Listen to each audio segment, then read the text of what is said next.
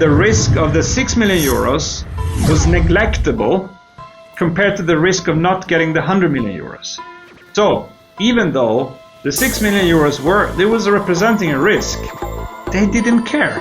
If you take the biggest companies in the world on the B2B or B2G side, more than 80% of their revenues are coming from 1 to 5% of the customer base.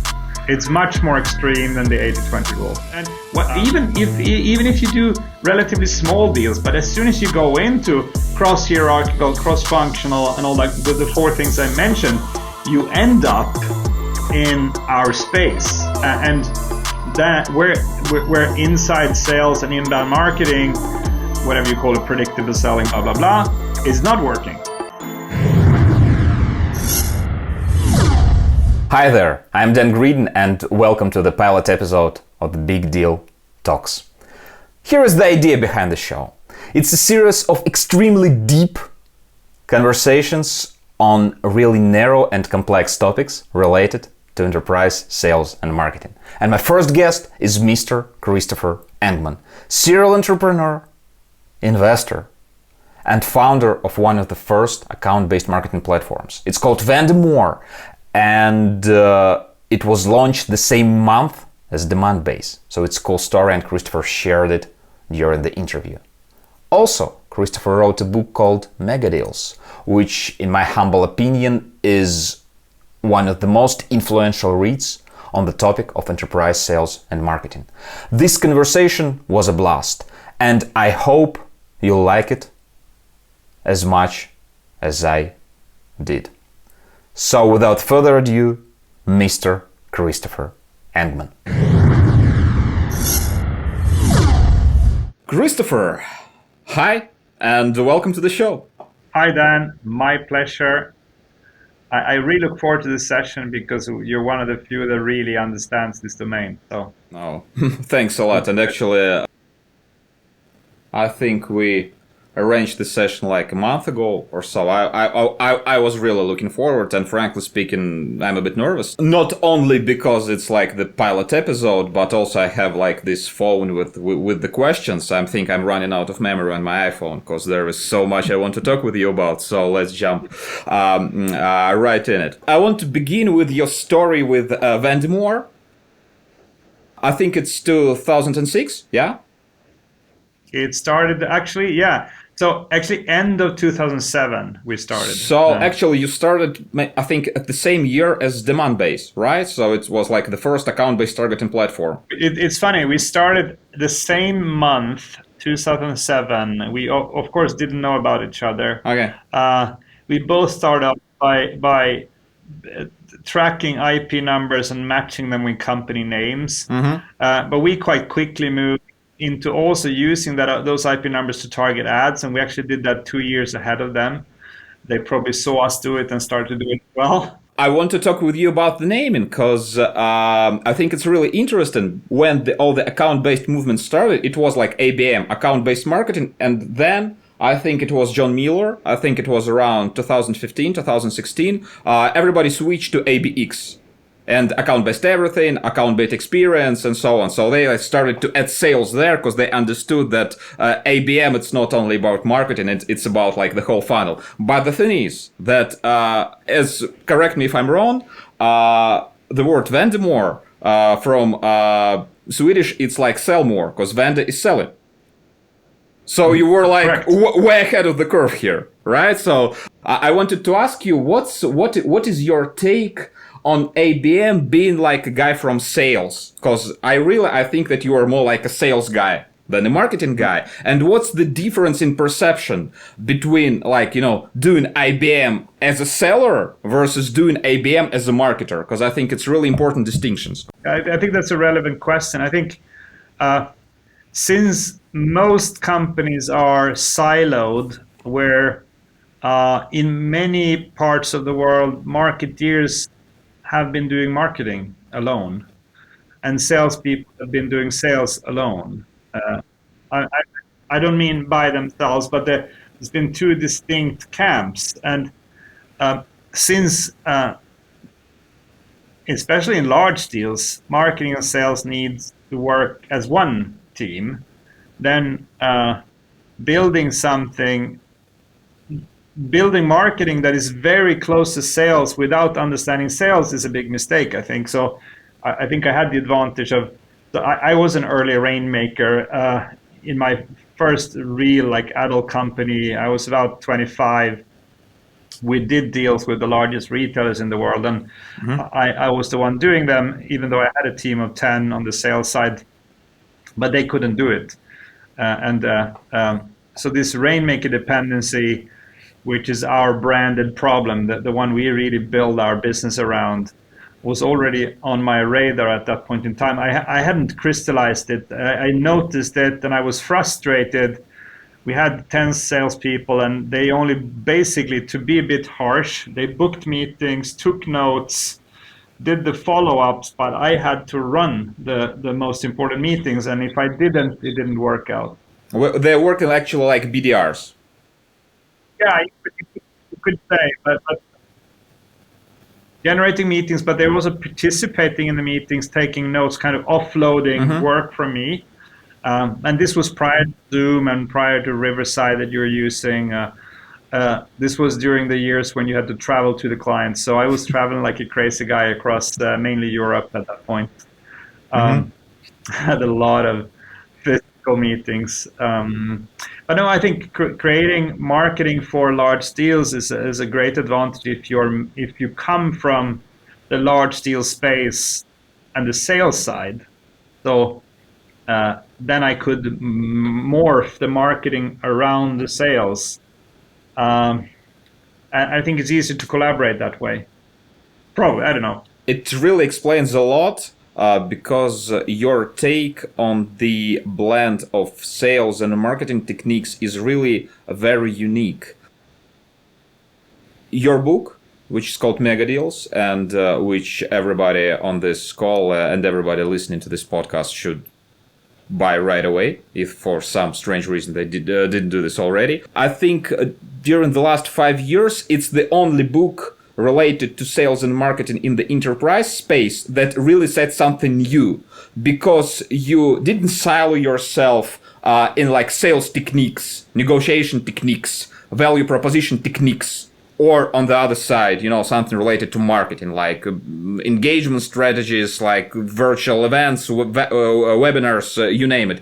You just created this ecosystem that really includes all the things that we just mentioned. Social selling, ABM, value propositions, but you just rounded it around the deal. It's like the deal-centric approach, which is like the only approach that really can work. Because all the other stuff is just... I agree. I think you have a similar mindset. So yes, totally. But there is this question. It really is a big switch. For example, if you're selling a traditional, conventional ABM pilot, oftentimes it's just, okay, we have this operation, we have these BDRs, they transfer lead to account exec, then it's customer success, this predictable selling machine. And okay, let's add some account-based targeting on top of that. All right, let's just, let's just allow the target accounts to engage with our ads, and probably it will increase our conversion rates on the early pipeline stage. Actually, it's the 85% of ABM that's been doing right now. But your take is really different. And if we're talking about the team structure and about your approach, you really transform the business. So maybe you could elaborate on that. So how do you sell this idea of switching to like deal-centric approach? How do you sell it to the C-suite? How do you sell it to the owner of the company? Because it's really big transformation. It's not that, let's buy a new CRM or a marketing automation platform. It's really a big tectonic change. So how do you sell it? So we actually use our own medicines to start off in the way we frame it. So we often talk about, and this is interesting. So a majority of the large money, if you take the biggest companies in the world on the B2B or B2G side, more than 80% of their revenues are coming from 1 to 5% of the customer base. It's much more extreme than the 80-20 rule. And for big companies with 50 to 150,000 employees, this means somewhere between 10 and 50 accounts. And this number is almost so low that people don't believe it, but it's the reality. So a very high concentration of more than 80% of the global revenue in a very small list of accounts. So that's the first thing we communicate. The second thing we communicate is that when you lift the lid and look at those 17 or 27, whatever accounts, you see a super high concentration around a few orchestration leaders. Let's call them megadealers. Mm-hmm. They are running teams to close and grow those accounts. And if you take an example, Ericsson, which is the biggest Swedish company, maybe Volvo is equally large now, but they're very large. They have 5,000 commercial people. 4 out of them are mega dealers. And those 4 are dominating the top 17 accounts. Wow. Of course, with people around it. So 4 people are responsible for like 80% of the revenue. Well, it is actually few. So it's not, they're not alone. It's all, you know this, Dan. It's a team play around these accounts. They might have 10, 20, 30, 40 people helping them out, but they're leading the charges. They're the generals.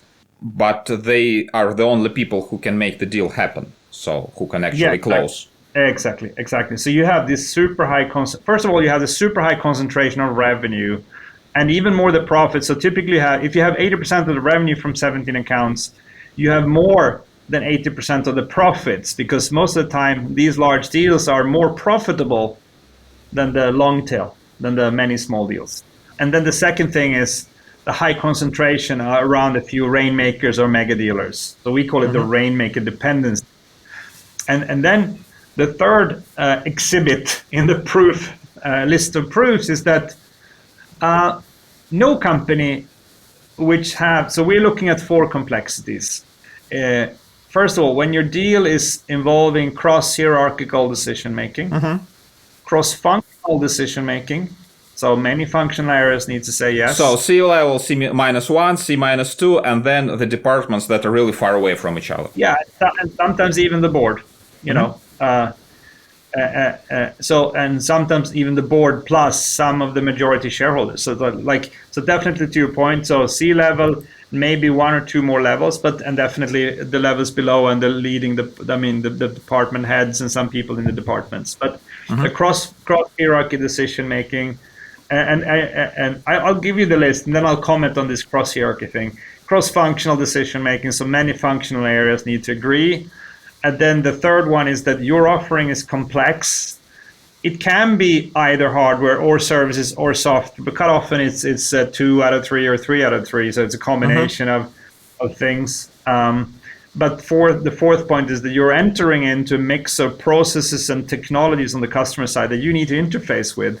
When you have these 4 complexities, and if anyone listening to this have an example where you have an outlier, something that is not matching what I'm now going to say, I will talk to you. I want to talk to you. I want to hear about it. So when you have these 4 complexities in a deal, you have a rainmaker dependency. Yep. Without exception.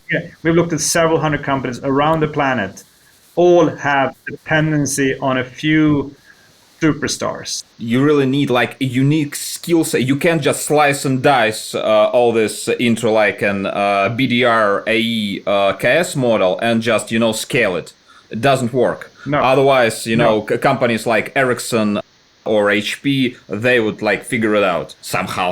They can afford anybody. But still, there are like handful of people who are really doing all the mega deals. Can I comment on the first one, on the cross? Yeah. So most people that we meet underestimate the cross hierarchy point. They think, for example, most salespeople, I would say over 90%, they don't know the difference between a budget and a sign-off level. So the budget you then might, let's say you would work in a big company, you might have a budget of your annual spending for your department Yep. or something that is $100 million or something. Does that Would be mean you great. can sign off? Yeah. But does that mean you can sign off a deal of that size or even remotely No. close You to that usually size? have like the small. Actually, it might not be small, but it's not like the 100 mil. It's just like the amount that you can sign, and don't ask everybody. And if it's like above that, you need to create this process. Exactly. And most of the time you need to go all the way up to the CEO if the budget amount is as small as $1 million.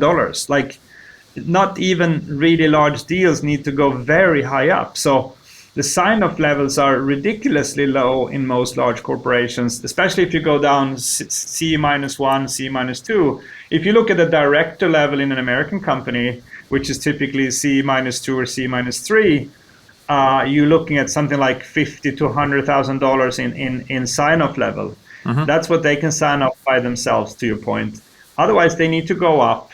Yep. But sometimes you need to also go up because what you're selling is not in one functional area. And then since you have aggregation of decision and aggregation of responsibility higher up, you need, if you talk to, take example, you talk to sales and marketing, well, there needs to be a CRO, or you actually might need to go to the CEO, because that's the intersection of those two areas.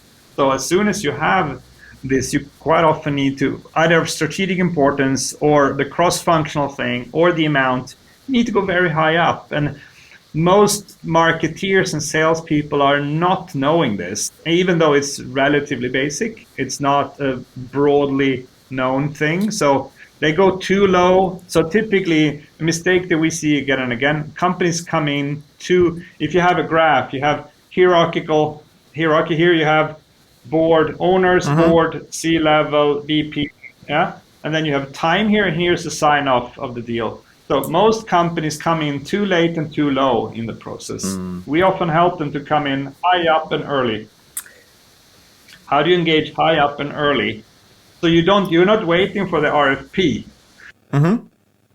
Of course, if there is an RFP and you were not involved like before, actually this means that you've already lost, and you're like they're asking for your RFP just to be like a shadow of the author that they really want. They want to use your leverage to lower the price of the one they want to. What's interesting here is that this misunderstanding of this complexity that you've just explained.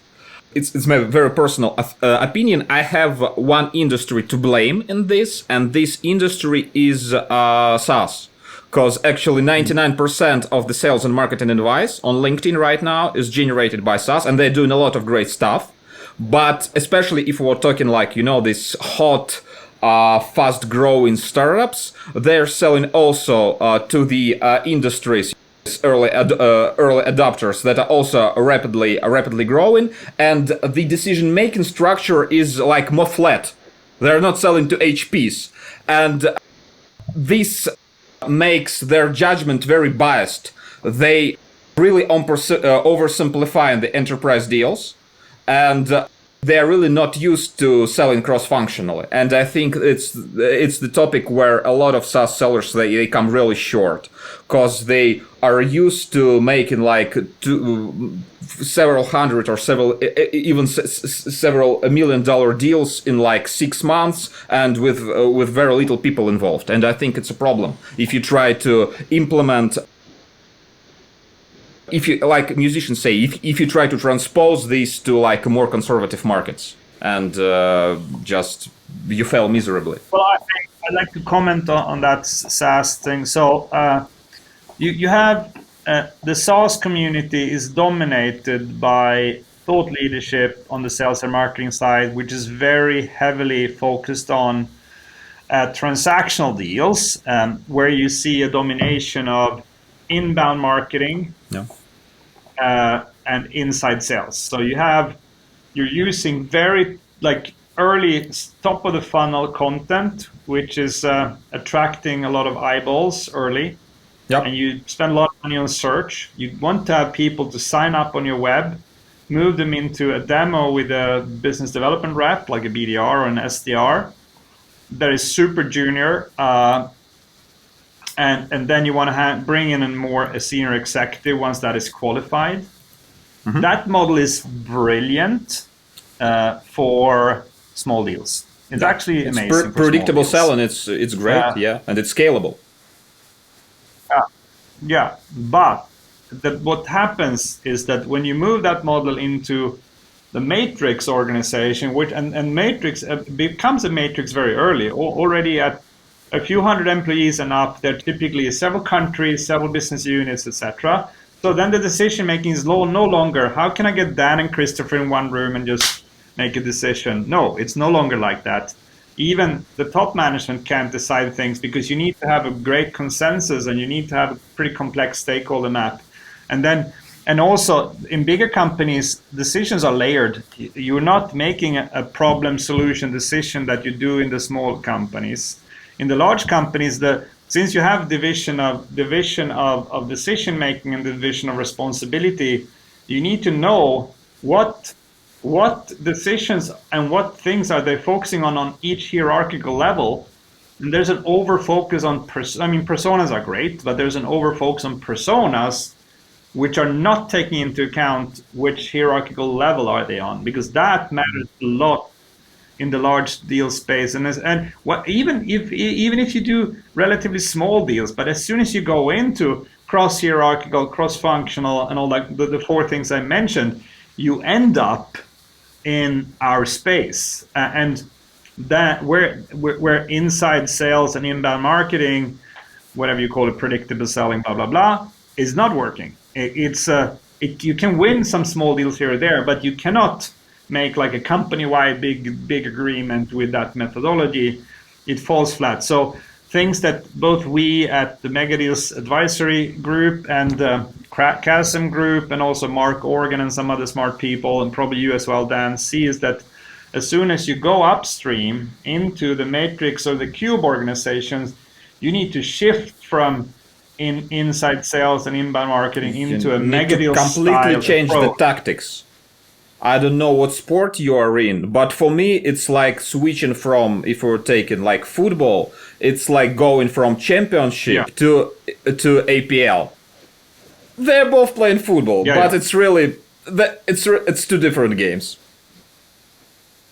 Yeah, it is. And it's, when you go into those four complexities, just a simple thing as all of a sudden having to pitch one day to the board, next day to Stefan, who is responsible for the API of a certain application, that width of understanding is very hard to find in the small deal space. They don't have it. And you need all this to be mapped out beforehand, because you just, at any moment of time, you need to understand what to say to every part of this deal.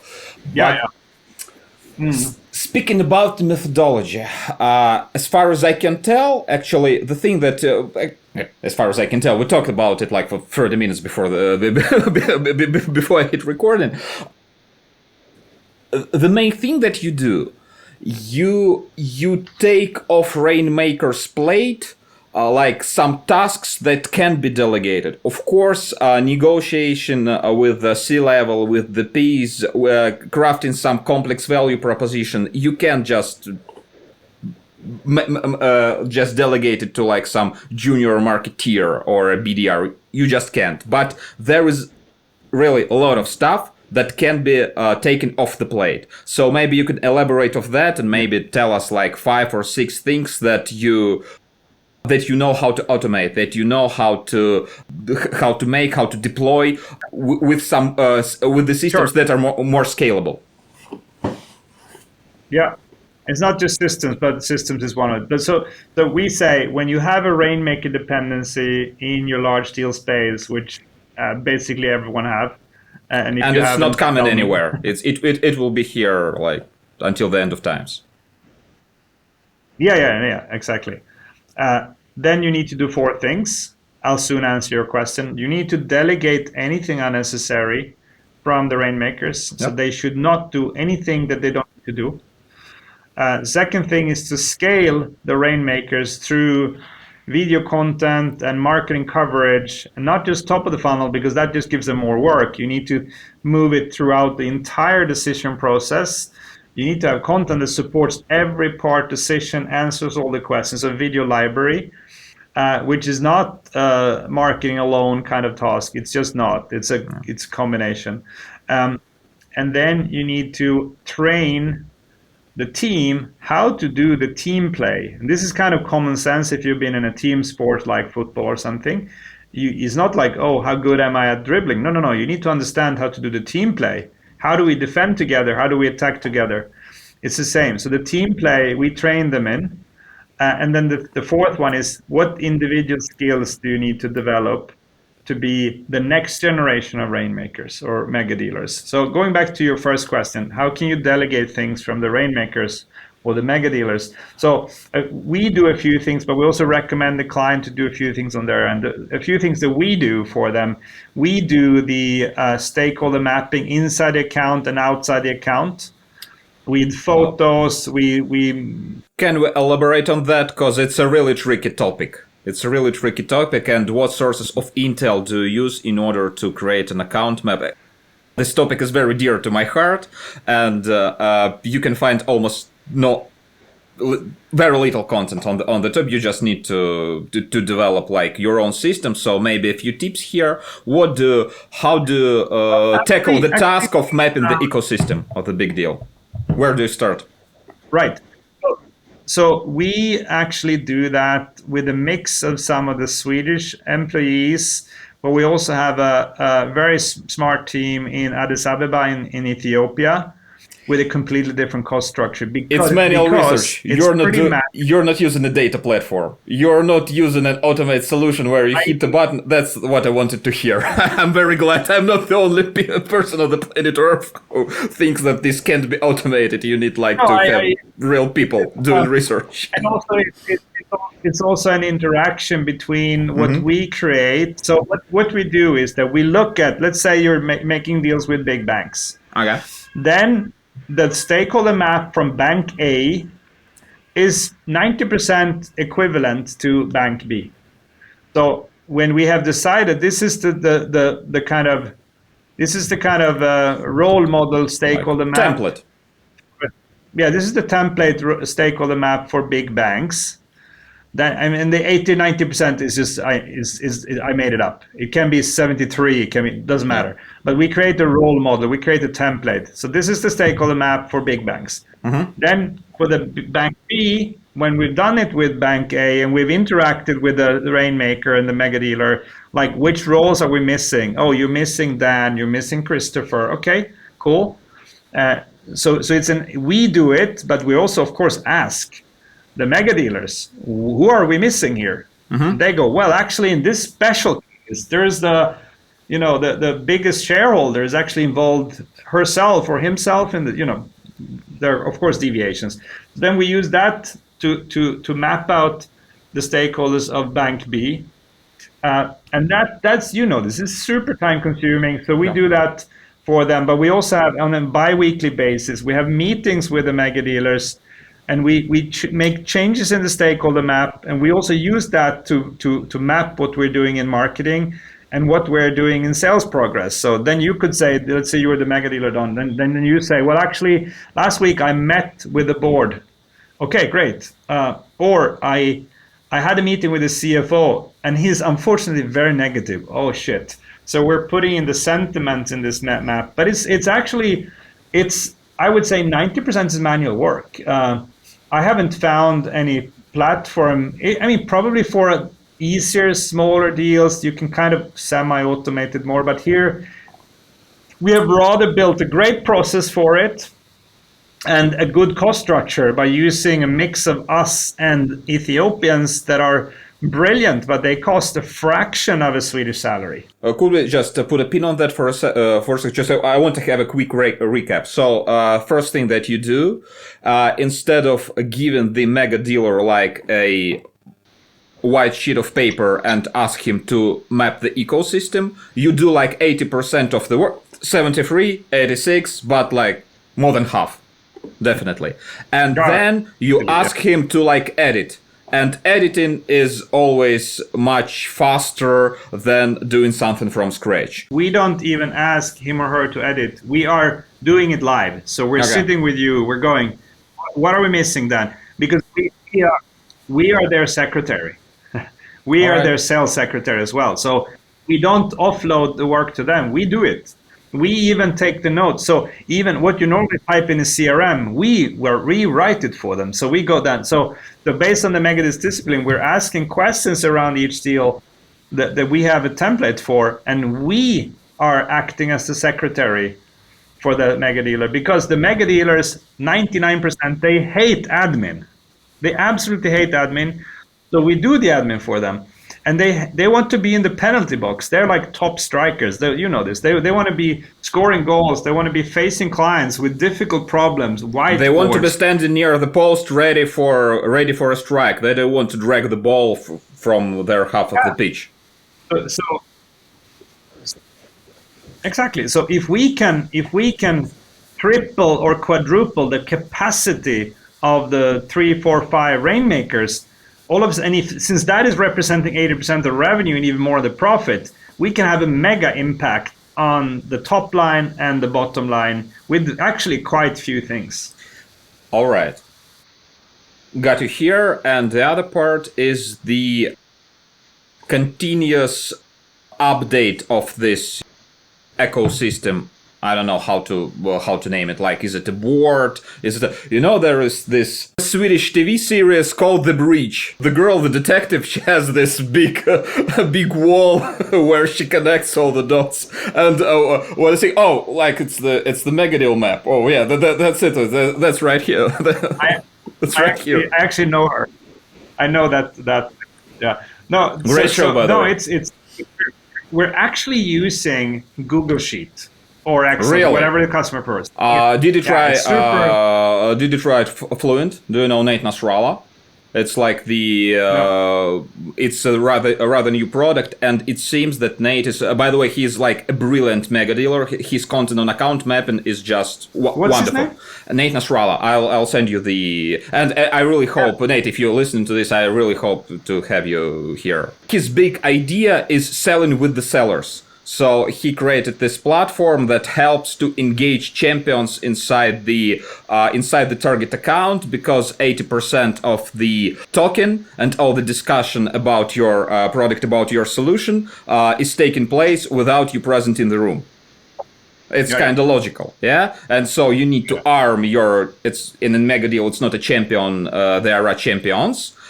And you need to arm them with all the, with all the relevant materials, with all the relevant ideas, in order to them to communicate correctly with their execs. And so that's what Nate is doing, and it's really interesting. So it's like a spreadsheet, so not like a Miro, not this big, just a spreadsheet.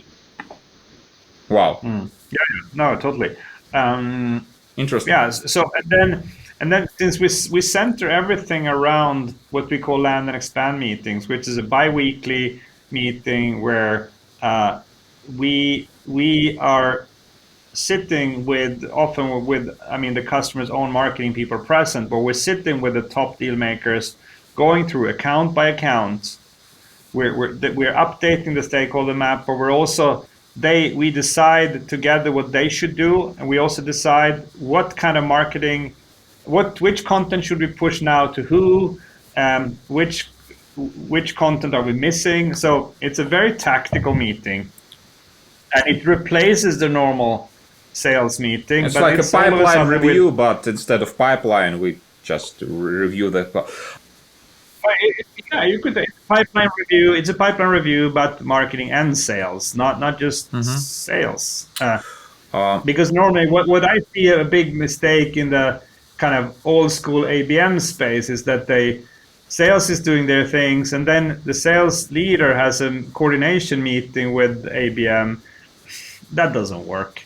The marketing needs to be in the room, and you need to have a built up positioning and messaging architecture together, not split. So there are the two bridges between the teams. One is the land and expand meeting.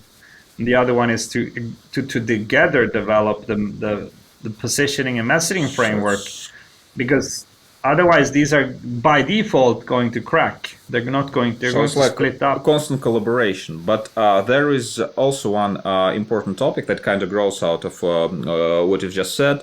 It's the framework for choosing the opportunities and for choosing the target accounts that you want to do mega deals with, because the framework that you've just explained, it's extremely time consuming. It's actually, we're talking hundreds of hours here before there is an RFP on the table. Yep. I'm not talking the hundreds of hours of the mega dealer, but hundreds of hours of the team. Some of it may be from Ethiopia, some of it can be from Malmo, but still there are hundreds of hours involved. And the mistake in the account selection can really cost you, because it's a severe investment, and you're an investor yourself, Christopher. So what's your take? How to quote unquote balance your portfolio? What is your risk tolerance? So what's your take on choosing the target accounts to pursue? Because even if you invest heavily in engaging with a target account, you are not getting 100% win rate. Just sometimes it just doesn't work. So how do you work with that? Well, it depends on which phase. So most of our clients, we do work with some of the biggest companies in the world. Yep. But we actually we make a difference between a proactive and a reactive strategy. A proactive strategy is who are we proactively going after, and reactive is who is coming to us and how do we qualify them or disqualify. So in our proactive strategy, in our reactive strategy, we work with a quite broad portfolio of clients, and from San Diego all the way to Malaysia, India, etc.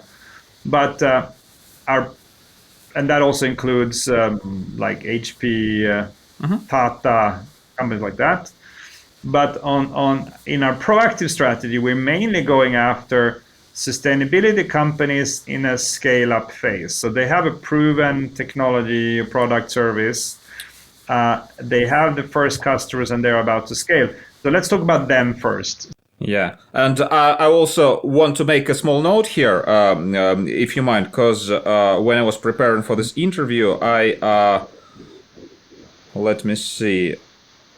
It was an interview with Patrick Muller, Core Power Ocean, and he said this. Actually, it's a very deep.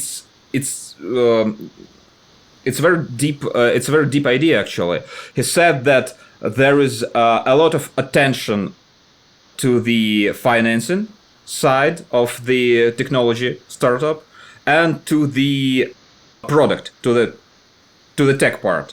And there is very little attention to the scaling part of the startup because your technology can be as genius as it can be. If you didn't manage to scale it, to adopt it at scale, it just doesn't matter because the impact is minuscule. Yeah, you can make some money, but you're not doing a big thing for the better good. And I think it's very important that we tackle this idea. Yeah, exactly. No, I agree with Patrick, and he's a brilliant exception to his great podcast, by the way. Everybody should listen it. It's on Megadeals podcast. Yeah, so a lot of scale-ups in the sustainability space are actually doing really complex deals because it's a mix of hardware, software, services, quite often project financing. It's super complex, and it's very much dependent on people like Patrick. It's very hard to just bring in salespeople and expect them to do it. They cannot. It's just too complex.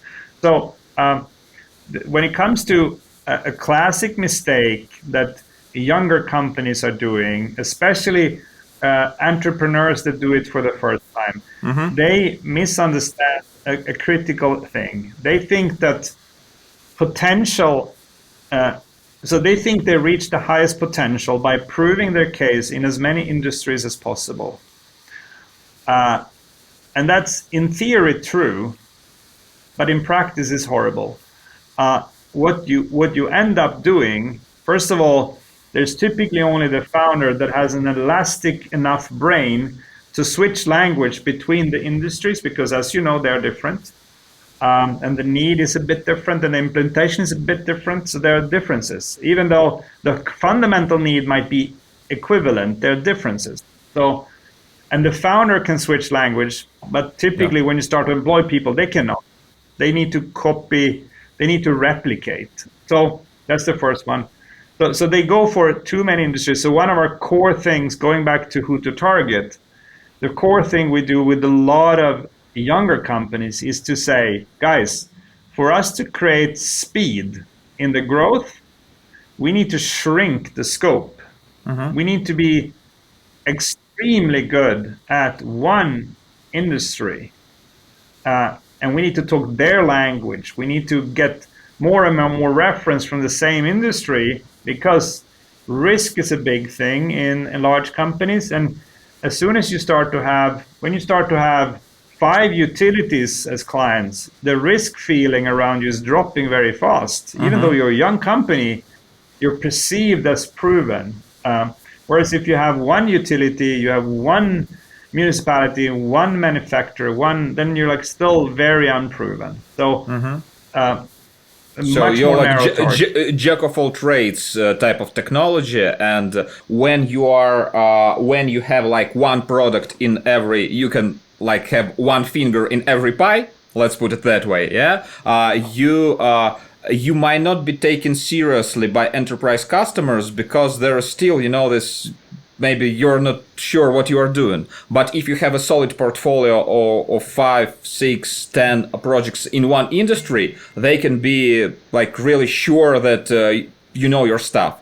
And then you take care of this industry, you have the cash flow, you have some future, you have the runtime, and then you invest part of the money you made in this one industry, you invest it to develop like quote unquote new markets, new industry. And exactly. Actually it's sometimes it's the very famous video from the agile trainings with the envelope. Do you know when there are like 2 scenarios? You have like 10 pieces of paper, and you need to make envelopes from them. And scenario 1, you make like 10 envelopes one after another, and the scenario 2 is which like most of the people choose. They like bend the bend the 10 pieces of paper, then they do move number 2 for all the 10 pieces of paper, and they think that that's faster. But actually it's faster to make one envelope, then make second envelope, and then make a third one. It's like very popular video, and everybody who's teaching like agile shows us at their seminars, and it's exactly the same principle. It's faster to make one industry, take care of that, and then switch to another. Yeah. And again, talking about target segment before going into account selection. So around target segments, it's quite common to say, well, our ideal customer is the largest banks in the world. Even though that might be true, as a smaller company in a growth phase, you need to create momentum and credibility with some medium-sized banks first. You actually want to. It's the decision making and the risk appetite in the largest companies is so they don't want risk, and of course they don't. The way to skip it is to they wait until you are proven enough. So, and also the decision, it's easier to go for the challengers. They can be a bit more brave in their decision making. So typically the smaller and medium sized same industry are more open to testing new things.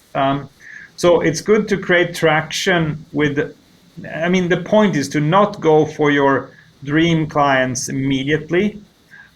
You need to think like chess. Yeah. It's not like, oh, here is the king and the queen. Let's go for them straight away. Right away. Yeah. You need to win on the right-hand side. You need to create position. You need to create positions before you can strike. But there is one very important. It's a very important tactical question that I have for you regarding the thing that you just said. What are the marks? Let's say you are like a you name the industry, you are like a deep technology startup with some great product, but no traction record in the industry that you chose. It's really common. So what are the marks of the target account that maybe can be a bit braver and like more ready for some unconventional action more than another ones? Do you have maybe any tips, any frameworks? Because it's really important, the account selection, when you don't have the history. When you made this first sale, everything just becomes a bit easier. But when you're just in the beginning, and there are a lot of folks listening to us right now who have this technology and they need to make this first sale, and it's like catch-22. Yeah, they go into, oh right, it's a great product, we'll work with you as soon as you get any other bank to join, and everybody's talking this, and you're just, oh yeah, all right. So how do you tackle this situation? Well, there are a few principles. First of all, you need to find accounts that have a key initiative. You typically have 3 to 5, where you have a good match. So, and you also need to have thought through their alternatives. We call it category choices and subcategory choices, etc. It's not enough to be the best solution in your category. You also need to represent a category that is going to win over other categories to solve the same problem. And also subcategories that are going to win over other subcategories. So typically a mistake that I see companies like McKinsey and others are doing when they try to analyze a market, they look at the problem and which segments is represented and how big magnitude it is. They don't look at, which is critical, what alternative solutions are there, not just competitors, because competitors is quite late. But most big companies are looking first at directional decisions, so that you need to win that as well. So, the first one, you need to match the key initiative. But then there are companies that I think you just need to monitor who of them are seeing themselves as challengers and are a bit more brave. I don't have any kind of standardized tip on top of the key initiatives. It all boils down to research. You just need to analyze a lot of and just look for marks. For example, like a CEO who is really brave, who is like talking some unconventional things from the stage, who is delivering this interesting presentations. Maybe it's like the product that's really not typical to the industry that they launch and they took a risk. And this can be a mark that they're ready to be pitched like something that's like a bit out of the box. But there's actually another way, which is you look at also the CEOs that are risk avert and the companies that are risk avert, and by making the alternative to do nothing and the alternative to run in another direction with another type of solution more risky than yours. I have a good example. So in one company, we were pitching actually we weren't pitching. We were called up by a big, let's do not reveal who it is, a big company on the big oceans, the run ships. They reached out, and the CEO even reached out and said they were interested in buying our solutions. Okay. It was not as not a super big deal, but still like 6 million euros. So kind of relatively large. Nice chunk of change. Yeah, and that's pretty good, pretty sizable pilot. Okay. So, and the whole process took less than 3 months from first contact to signing, which is relatively fast with such a large company. And they almost did no research about us. They didn't ask too many. They asked tricky questions, but not too many. So it was like a very surprisingly easy process. And even at this point in time, this product is not even proven really. So it was produced, but not even in a factory. It was one by one, this product. So still very high risk profile, and rightly so. But then we realized that the risk they were competing with, the risk we were competing with, was that this company was going to get funding from the IKEA bank. So IKEA has a bank, and they invest big amounts either through equity or loan into other companies. So in this case, IKEA or the IKEA bank had put as a must fulfill requirement that they should have a green initiative. And this amount of money was bigger than $100 million, and we were, So we were 6 million euros, and the investment was more than 100 million euros. And since the bank had a must demand, which have a green initiative, and this was a green product, the risk of the 6 million euros was neglectable compared to the risk of not getting the 100 million euros. So even though the 6 million euros was representing a risk, they didn't care, because by buying from us, they were ticking the box on the other risk. So they eliminated another risk. So my point here is, in this kind of extreme example, you need to you need to prove why staying and not doing anything is more risky than doing this, but you also need to prove why the other alternatives are more risky than yours, even though you're representing something new. Because most problems that exist are actually solved somehow. They're not new problems. They have been there for a while, and they have done a workaround or whatever to solve it. So it's often the least bad or the least risky solution that wins. So if you're good at finding that the old solutions that they've used are actually riskier than yours, then you can win, even though you are a risky alternative, if that makes sense. That's a great story. It's always like... That's a great story. Like let's say you're in a house that's on fire. Obviously, you would never jump from the window. But if the house is on fire, and it's like a second floor, you probably will leave. And if you stay in the room, you probably won't. So that's like easy decision to make. Yeah. Yes. And too many companies are talking about the advantages of their product or their solution. They're talking too little about the landscape around the deal.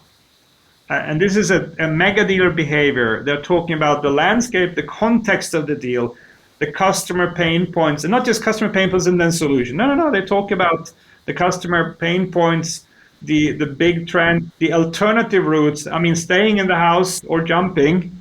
They're comparing decisions and helping the client to guide them through the alternatives in a credible way.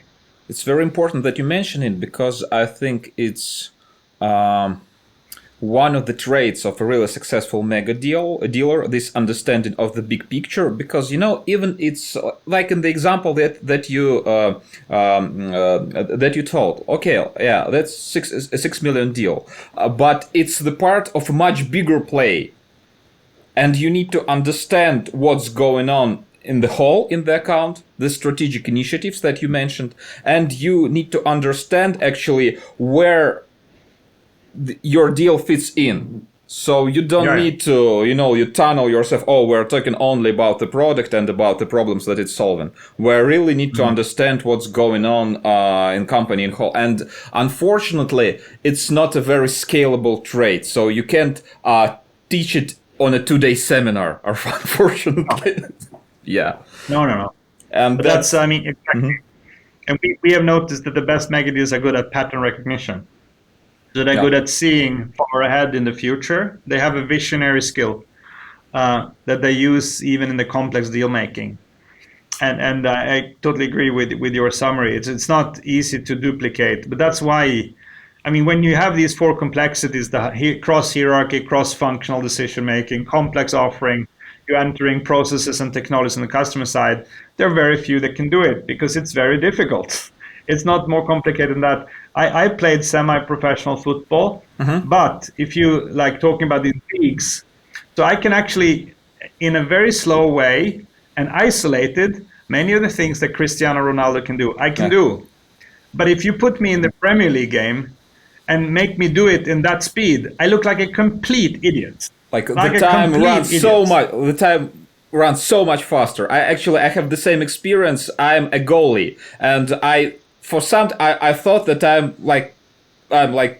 a good one, but only until I came to this game, and it wasn't like I played with the guys who played in like Russians. It's major league, but it's like the teams from the lower half of the table. And I just understood. I just get. I don't see that. I just see. Oh yeah. That's a good. I couldn't do anything. I just couldn't react on it.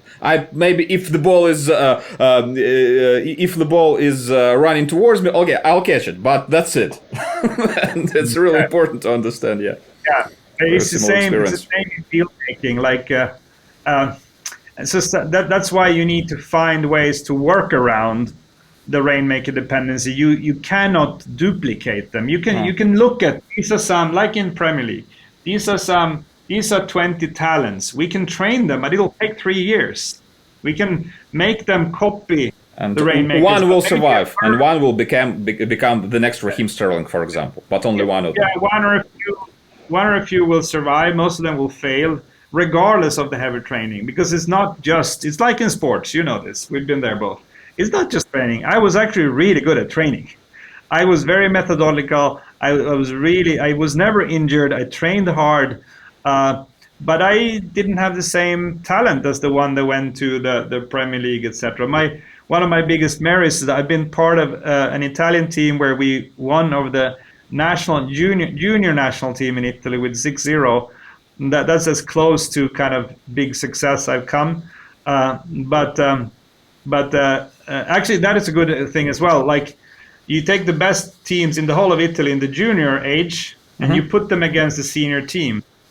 And we were not. So this was in Florence, and we were the second team after Fiorentina. But that doesn't mean we played second division. We were a few divisions down. But a semi-professional team. But just with the experience and having seen more games and been playing more games, we beat them easily. So you both need the training, the talent, and the experience. And these guys were obviously more talented than I was, but we can compensate some. Yeah. I see. And Christopher, just to wrap it was a blast. It really was. So we can do more. Of course, we can and we should. But I'll try to keep our listeners hungry for the next episode, because I really enjoyed the depth on the conversation that we had. Actually, you know that I had like more questions in the roster for you, but we hit it with the research, with the scoring. I think it's really important with the did this, because there is not a lot of really deep content around Megadeals. The last question that I want to ask you: if we speak about the traits of a real mega dealer, can you name just 3 of them, which are really important? Yeah. Maybe talents, things that you just need to be like brilliant at if you want to be a mega dealer. Not the one serving mega dealers, but like the real rainmaker. What do they all have in common? Yeah. So the first thing is that they are all very good at pattern recognition and therefore also strategy. So the best mega dealers often either they stay mega dealers and make a fortune on that, or they become CEOs. So big company CEOs and mega dealers have similar traits. They're good at seeing the big picture, the patterns, and all that. So if you put normal salespeople, mega dealers, and CEOs in 3 different rooms, and you go in to all the rooms and mingle, you will not be able to tell a difference between the CEOs and the mega dealers.